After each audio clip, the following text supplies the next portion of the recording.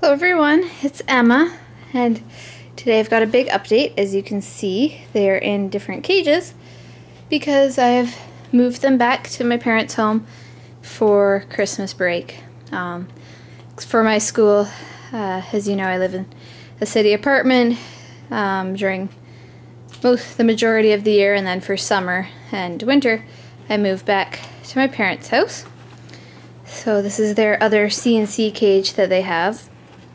They're just 2x3s, but they're big 2x3s. The grids are quite large, and I really need to remake this cage. As you can see, it's kind of falling apart. I've done multiple repairs along here to the wall in between, and it's just getting a bit rugged looking.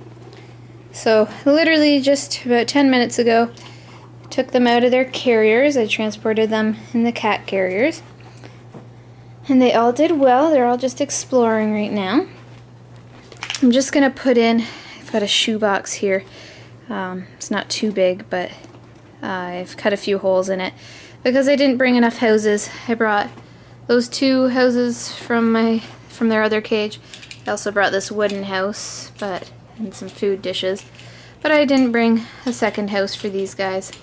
And then they also have that tunnel that Juno's right by. And that was here from before. I didn't bring that to their other cage. Pasha's having a snack. So they're a little bit skittish now, just because they're in a new place. But I'll give them this little cardboard shoebox.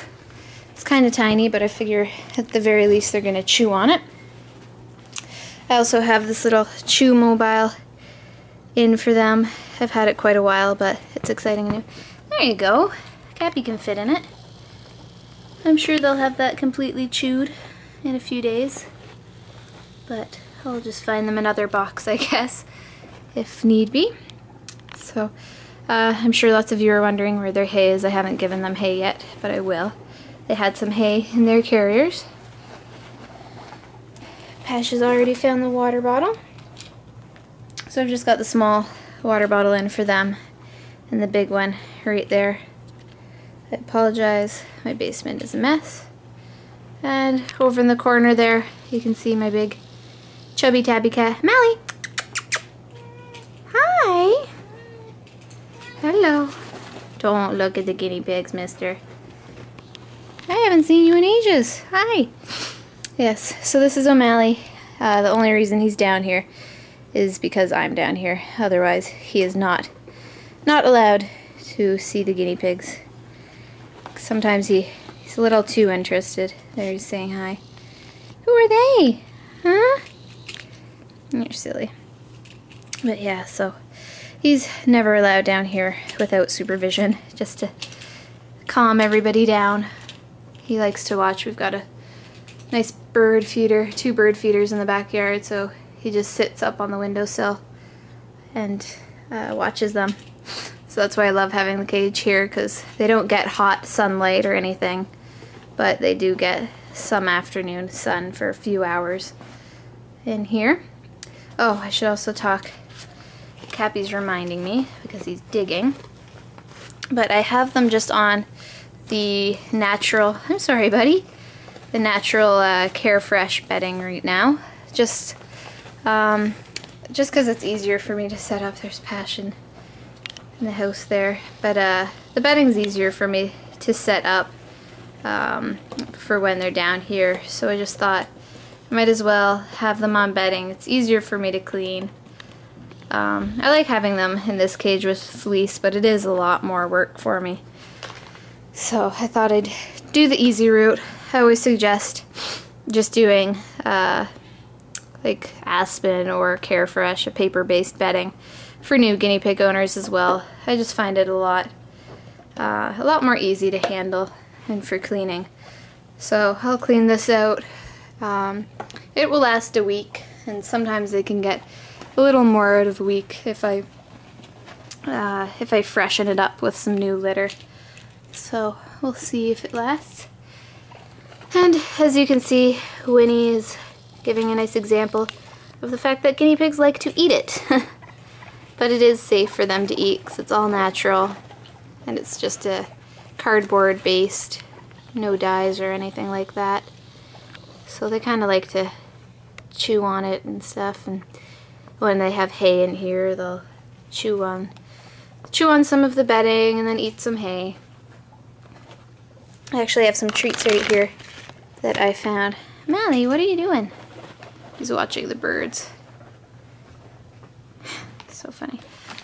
Oh, Juno's found the water bottle. So it literally only took them about 5 minutes to find where their water bottles were. Not long at all. But anyways, I have some of these wheat sprays. They're just leftover from when I had them here before for the summer. So I'm going to give them each one of those. So as you can see, they've settled in quite quickly. No problem. Eh? And Pash is chewing on the house while Cappy's in it. You guys are bad. Silly pigs. Pashy! They are going to destroy that so quickly. Oh, you two are so cute. Oh well, they'll have fun tearing that house apart. But at least it's still a place for them to sleep. Winnie, you're so bad. So, they haven't been able to reach the coroplast in the cages that I had at my apartment because I had the walls a lot higher. So, they can technically chew on this coroplast. I'm hoping they don't really, but that's a different story. Oh, little popcorn, Win. Are you happy to be home? Are you happy to be home for Christmas? Yes. So I will be putting up, over the next few days, I'll put up my little Christmas tree and maybe do some Christmas lights for them. But I'll make a different video on that for when those go up. But if you look at my video from last year when they were in this cage for Christmas, you'll see that I did do some decorating. So let's see if anybody wants a little wheat spray. Juno does. Oh, goodness. Hey, Pip. There you go. Oh, and I'll just give a quick update. There, I'll just give them the extra one. Cappy and Pash. A little update on Juno. Earlier this week, I did notice, I came home from class, and I noticed her one eye was quite swollen down below the lid. It was swollen. Her eyeball wasn't cloudy or anything like that, but it just looked sore. She was squinting it a little bit, so I noticed it just didn't look right. So I looked at it closely, and it looked like she had a little, like, tiny, like, not even a, I don't even know, it was just very minuscule little scratch on the bottom of her eyelid. So not in her eye, but more on her eyelid. And then it was just a bit poofy and swollen, so I was a bit concerned about that. And of course it was nighttime when I got home and noticed it, so I couldn't call a vet or anything like that, and it wasn't terribly concerning. She was still eating and popcorning and being herself, so I thought, okay, I'll just keep an eye on it.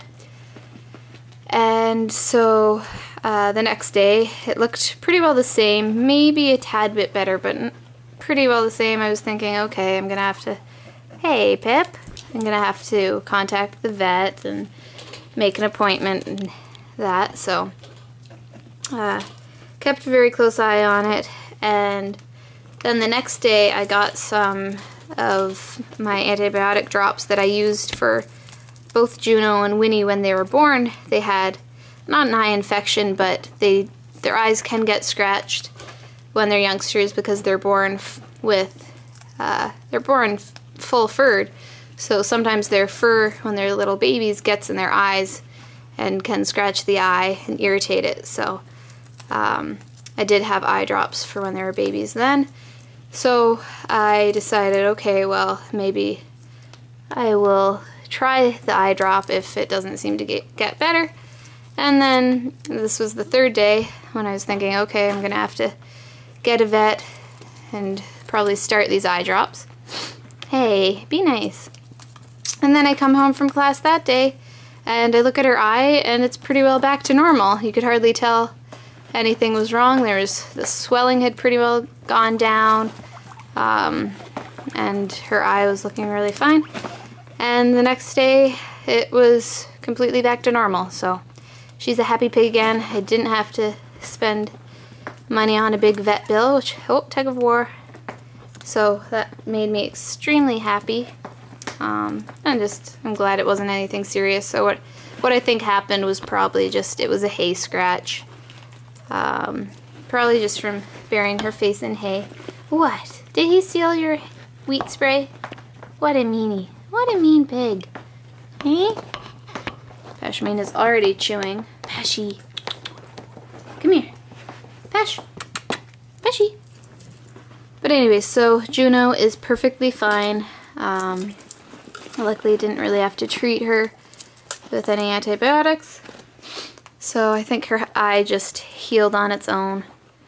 And I mean, obviously if your guinea pig has an eye injury, they can get pretty bad very quickly, but this I figured was just a hay scratch, and I think that's all it was. So it cleared up quickly, which was great. I'd rather do the natural thing as opposed to doing hot compresses and just irritating the eye further. But, so she was good. Oh, goodness. I have a few more of these wheat sprays. I'm going to give them to Cappy and Pash. There you go, pigs. They love these. They haven't had them in ages. Oh, Pippin. So I think I'll keep this video short. Just wanted to give an update on Juno's eye because I had posted it on Facebook when I had found out about it, and then I also did another update that she was better. It was her left eye. I'll see if I can... Juno! Hello, Pip. So that's the eye it was. That was the eye that was sore. So as you can see, you would never know that anything happened. But hay scratches on their eye or from them bickering, I don't know. It's quite not an unusual thing. Quite a frequent thing for guinea pigs, apparently, from the research that I did. But yeah. So there you have it. The pigs are back for the holidays in their alternative cages. And there's Mally sitting watching the birds. But I will have another video up as soon as I do their Christmas decorations.